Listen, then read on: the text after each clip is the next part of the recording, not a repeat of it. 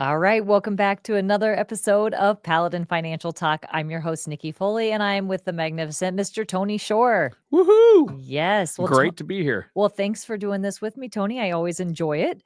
Today, we are going to talk about workplace benefits. And it seems like maybe a little bit of an odd time of year, but everybody has come off of, typically in December is when you're making your selections for the new year.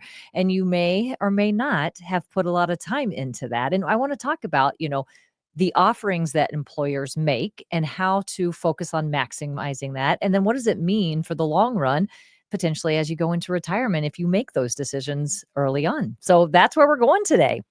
Hey, that sounds great. Nikki, the biggest workplace benefit that I get, the best benefit that's offered to me. Oh, wait, hold on, Tony, don't answer. It's working with me. Working with you and Jeff. I was going to add and Jeff. I don't want to leave Jeff out. I don't want him crying himself to sleep. Were you really going to say that? Yeah. Oh my gosh, didn't know that. We didn't plan that. You ruined my joke. It's not a joke though. It's true. I was going to say working with you and Jeff Foley. Oh, well, how about that? Yeah. Well, I was just kidding when I said that, but I wasn't. And I do mean you and Jeff Foley. Yes. I don't want anybody thinking I'm saying Jeff Quick is a highlight of my. There's highlights in all of us. I know. Well, the points that I want to cover today in just a very high level is the importance of understanding the benefits that you're offered through your employer, but also how you can control those benefits and have them work for you for today, but also for a long-term perspective. And then just understanding how this intersection of health and wealth work together and kind of where that intersection's at. So that's what we're going to cover today. That sounds good. And, obviously life moves pretty fast sometimes. You have to stop and look around a while, and you have to work with professionals like yourselves so you understand it all. I mean, there's AI, there's technology, there's changes in laws. So how do employees actually understand what's being offered to them? And how can employees help themselves? Yeah, Nikki? absolutely. And so my background is in HR, and I don't know that a lot of people know that, but at some point in my life, I looked around and saw what opportunity I thought was ahead of me, and I went and got my master's in HR. And then I've spent time, overseeing that before I came to Paladin. And that's where my excitement and passion for the Medicare side of what we do. And we now offer individual and health plans. I'm now doing group health and 401ks. And so there's a lot of things that play back into, where I came from.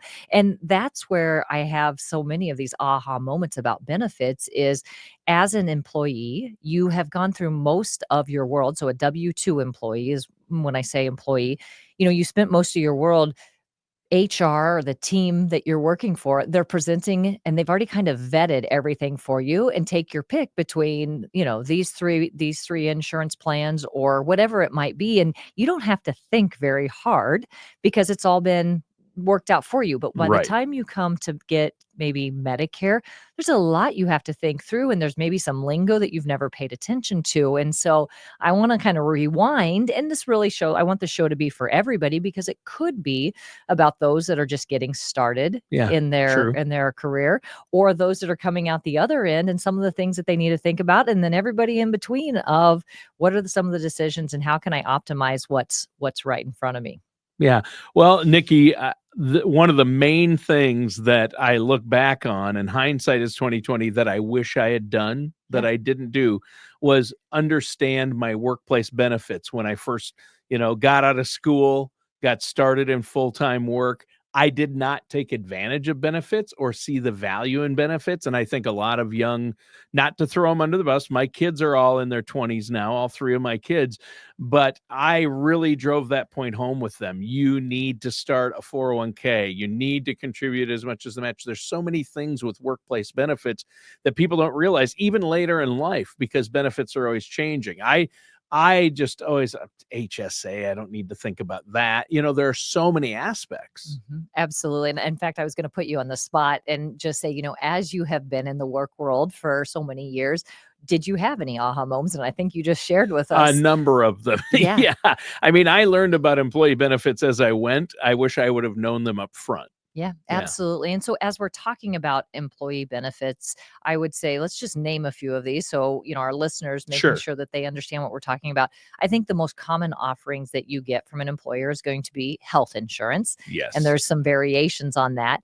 Things like HSA or FSA, so flexible spending accounts or health savings accounts, dental, vision, hearing, where do those fit into things? Life insurance is usually a fairly common benefit. And Yep. then there's supplementary or voluntary things that you can also get. So that's kind of a very standard set of benefits. But today, there's so many other benefits that are being offered. And sometimes that has to do with legislation, but it also has to do with trying to attract the best people to the workforce and to somebody's organization. And you see things like pet insurance and things like that are showing up these Pet days. insurance is Yes. showing up. My daughter just got offered a job recently. She starts in September of this year at a big accounting firm, Okay. and pet insurance is offered, and she's very excited because Yes. when she gets her own place, she wants to have a pet, Yeah. and they cover pet insurance, and I can't believe it. And my Yeah. wife and I have to pay for it, and I'm like, wow, pet insurance as a benefit. Yeah. Well, you hear so many stories these days of things that are happening to pets and cancer or whatever, and the amount of Yeah, money people are willing to spend out of their pocket. it's Pet crazy. insurance seems to make sense. It does. So,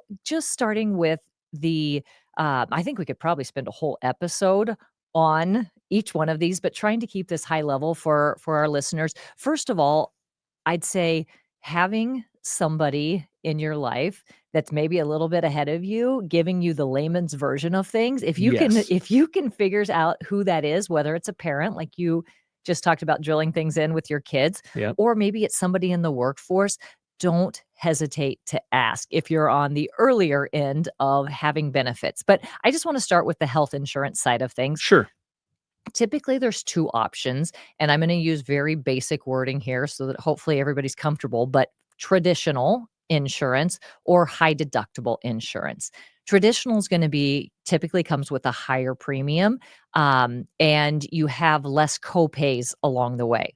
A high deductible typically is set up that you have to get past a threshold of some sort. Maybe it's 1,000 is probably not realistic, but more like 3,000, five Yeah. thousand, sometimes more than that. And so it feels like you're paying everything out of pocket Yes. until you get past that. Then the Right. insurance kicks in.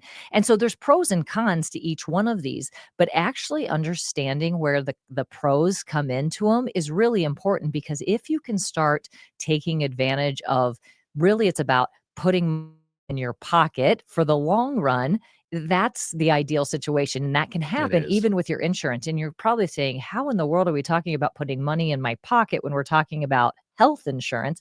Well, there are ways to do that, and it comes with the high deductible side of things. They tie back to something called a health savings account, and that is one of the most beautiful accounts available to you because of the tax benefits that go along with it, and so this can be a very complicated thing to navigate if you don't know the lingo of coinsurance and co-payments and high deductible and HSA and how they work. And so, if this is something that you're not familiar with, I highly encourage you to get with your HR team or work with a financial professional who understands this and see how I can think about beginning with the end in mind, thinking about retirement. How can I maximize some of this today and build things up along the way? Yeah.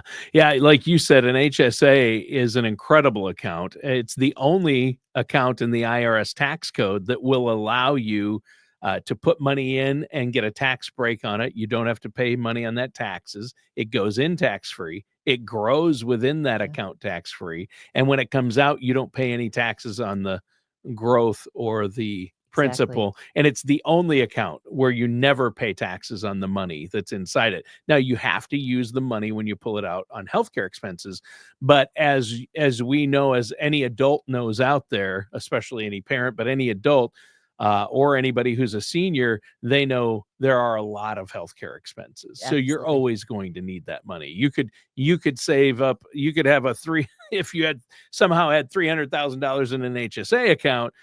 You would spend that money. Yeah, Yeah. absolutely.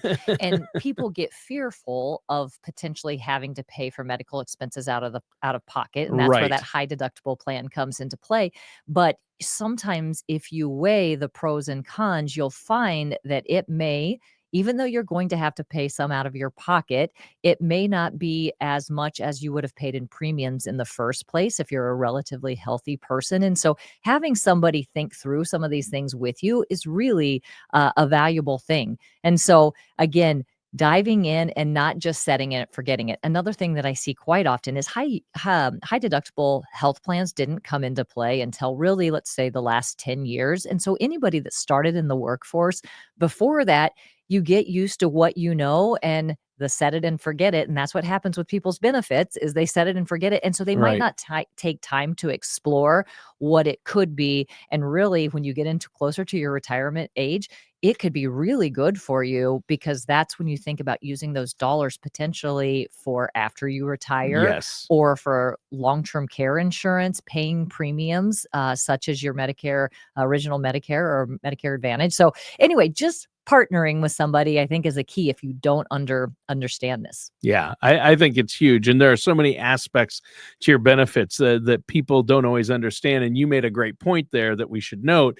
You need to constantly review these at least once a year. And I know open enrollment is usually when people do look at these things, but that might be a different time of the year that you get a raise. And you might want to look at if you're able to live on what you've been making, put the whole raise into your 401k or into a separate retirement account like an IRA, Yep, right? absolutely, absolutely. I'm gonna cover one more thing on the health side of things before we move on, and that is the concept of potentially wanting to retire early. And what is the number one thing people worry about? It's whether they can get health insurance and is it affordable and so forth. And what the beautiful thing about the Affordable Care Act did is it allows you to get insurance, basically guaranteed issue. You don't have to worry about if you had a pre-existing condition. Kind of the negative side of that or the con is the insurance that you can get in the marketplace or through an insurance company looks very different than what you get through a group plan. There's far more limitations to it, Yes. meaning if you were planning to be in Arizona before, say, you're eligible for Medicare and you want to be in Minnesota, like you don't have portability and you may be able to get treated for emergency, but if you have an existing condition that you need something regular support, don't think that you're going to get that while you're in Arizona. And you have to think about how you can navigate this. And there's ways around it, but it's not easy ways around it. And so there's considerations that go into all of this. And so again, partnering with somebody that they're very comfortable in this world and Yeah. being able to help you figure out what's the best path. It's really important if you are going to need insurance before you are eligible for Medicare as you're kind of exiting the workforce. Sure. So let's move into HSA and FSA, and we'll keep this again fairly high level, but these are pre tax dollars that go into an account. Tony already described the HSA side of things. When they come out the other end, you get to use them. You get it tax free as long as you're using them on some type of medical.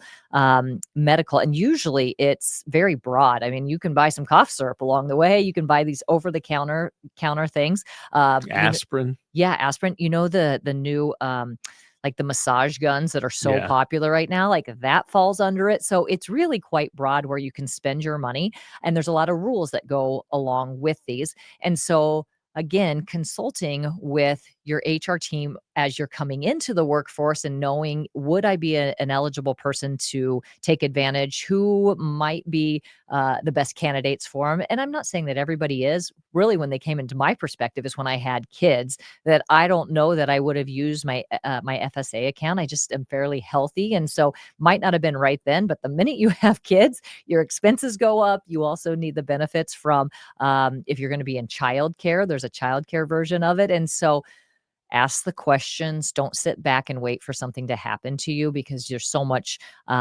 maneuvering that goes along with this. Yeah. Good point. And FSA. Yeah, FSA absolutely can help parents out If you have tremendously. kids, young kids, Sarah and I from the get-go used that for daycare and preschool. Yeah, it's a beautiful thing when you Yeah. can get that pre-tax. I mean, if you think about the tax bracket that you're in, that's basically a reduction of that amount for your health and for your dependent care. So it can be fantastic. And then we're not talking about just daycare. I mean, it can be camps, it can be a variety of things, which gives your kids an Yep. opportunity and gives you a little bit of freedom and flexibility as well. That's one we did take advantage of, full advantage. Yeah. So we never paid for any of that.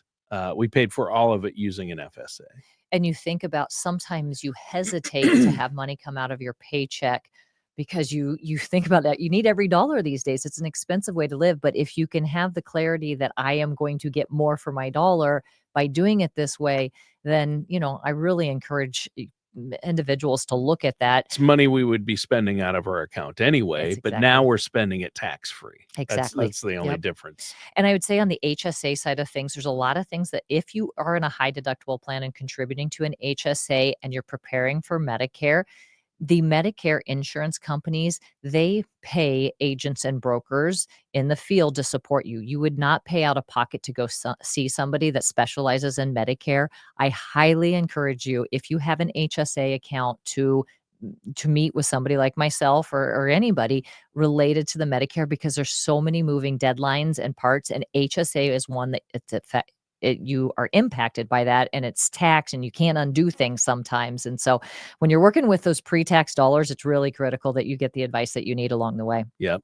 So dental, vision, hearing, it's not really that complicated. Usually it's fairly low cost, but you do have the flexibility to move around with it on an annual basis. And so if you think your kids are going to have orthodontic needs, maybe you use a certain benefit, like just knowing what those benefits are, and if it's a lifetime benefit or you get it on a regular basis. And if you have multiple kids going through with orthodontics, usually the plan might only cover one time of orthodontics. So you just have to know how the rules work. And there's a lot of things that, as you get into the retirement side of things and having dental, vision, hearing, it's not really that great of coverage. Dental can be pretty good, but as you move into the retirement age, if you want to get an eye exam, a lot of the plans don't cover an eye exam. Yeah. Instead, they just Medicare doesn't cover it. Yeah. Yeah. And so knowing what you think you are going to need as you age, and if you know that you have a lot of dental needs coming up, you may choose to have one plan,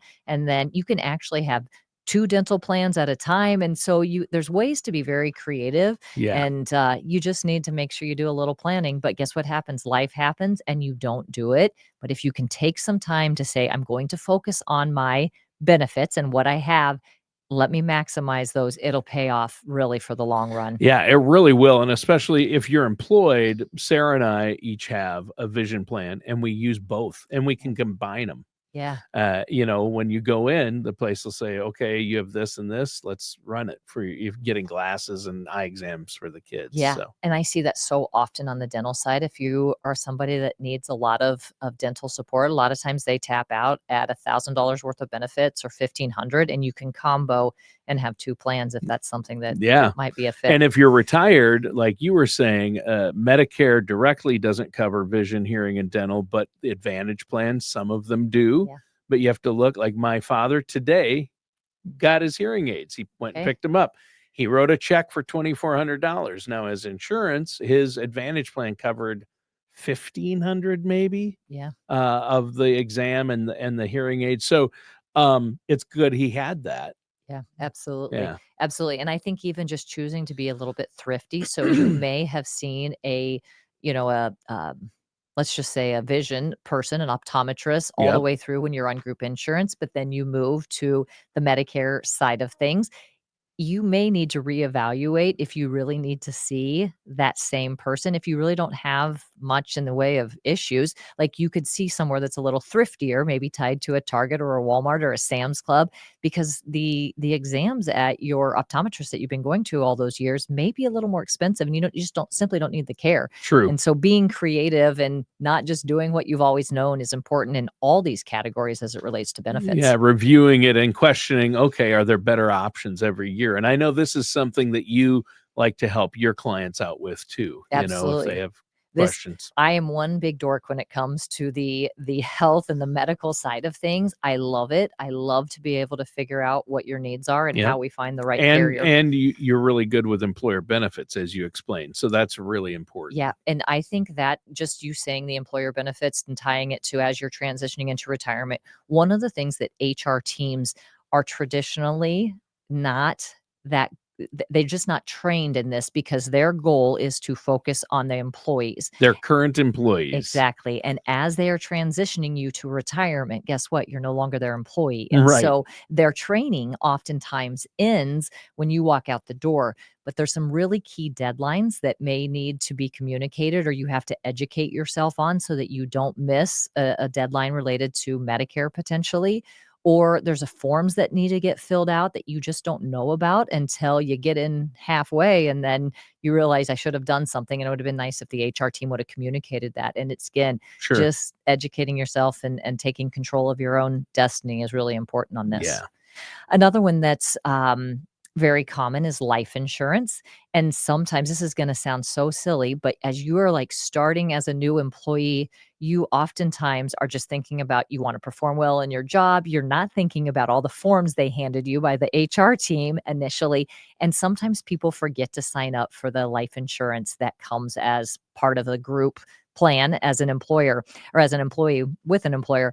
And so making sure you're kinda dotting your i's, crossing your t's, and taking advantage of things, and a lot of times as an employee, there might be an opportunity to get some additional term coverage through the employer that's outside of what they're paying for, and so deciding if that's a fit for you or not, and then just honestly life insurance can be an investment vehicle for much later in life as well. And so it doesn't hurt to meet with a financial professional, even at a very young age, because it might make sense that you're putting some dollars into a life insurance product, especially if you have a kid and especially as you have a house that actually has some cash value that goes along with it and not just depending on what your group insurance offers. Right. Because most of the time when when if you were to leave, there could be a gap in you having coverage, and is that what you want for your family, is to have your life insurance tied to wherever you're working? Sometimes that's not the best fit. Yeah, It's that's true. That's a good point. yeah, absolutely. So, 401k and retirement savings. This is clearly our specialty and where we spend a lot of time. One of the things I want to point out on the 401k side of things, and often people don't realize, is as a part time employee, you can have access to the 401k plan. Doesn't always mean that that's how it's set up with an employer, but typically, health insurance comes when you're a full time employee, not typically when you're part time.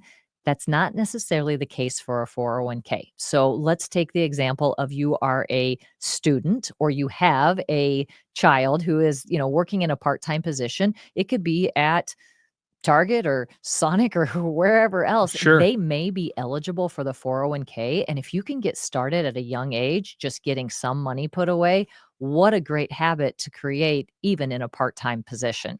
Yeah.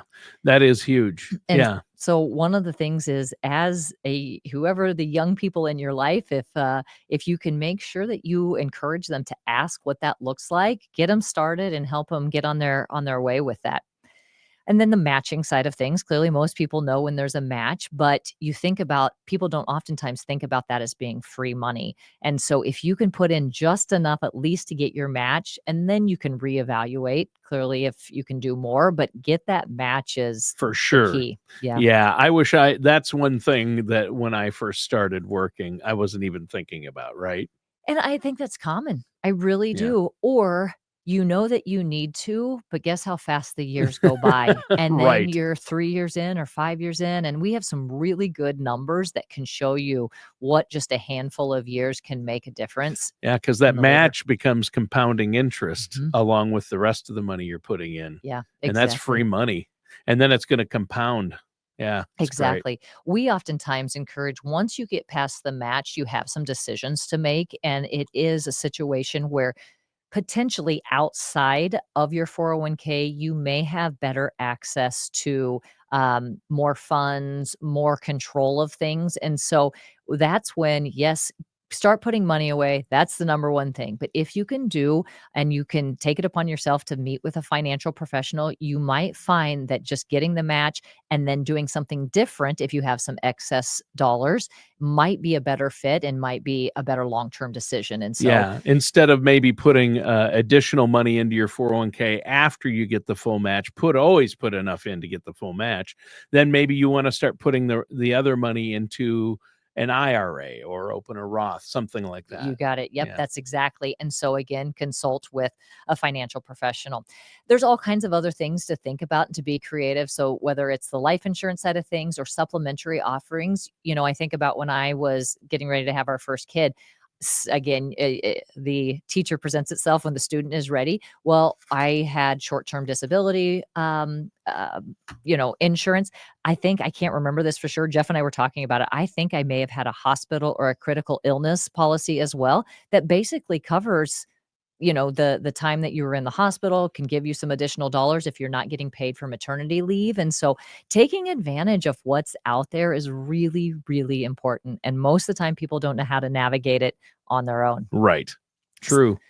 So with that, Tony, like I said, I think we could have probably done a whole episode on all of these topics, Yeah, each one yeah, deserves its own episode, but exactly. you need an overview so people can figure out what they're looking at. And I think to break it down, they can just contact you and the Paladin team and set up a consultation and get a plan in place. That's absolutely right. And I just want to emphasize like this is what I do within our organization. I'm very comfortable with employee benefits and I'm very comfortable with as you transition to the retirement side of things.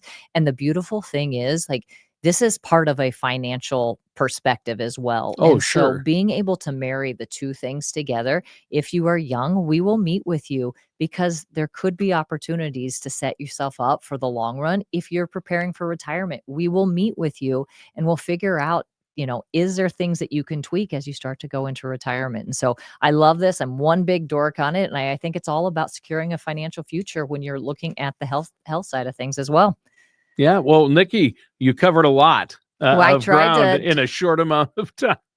I did. Well, I Yeah. like it. I love this. And so anybody that wants to talk about benefits in general, I would love to do that. And our team is here to support you. You can call us at 651-842-8406. You can always visit paladinfinancial.com. And then we're constantly giving you information on all of the social media sites, Instagram, Facebook, LinkedIn, and also our weekly podcast here at YouTube. So thanks Awesome. again. Anything else that I left out, Tony? Well, I mean, there's always something more, but you really covered a lot today. And I think the key is work with a professional. Don't try to figure everything out, every one of these areas on your own. Right? Absolutely. Yeah. Absolutely. All right. Thanks for your time, Tony. Thanks for our listeners. And that's a wrap with Paladin Financial Talk. All right. Thanks.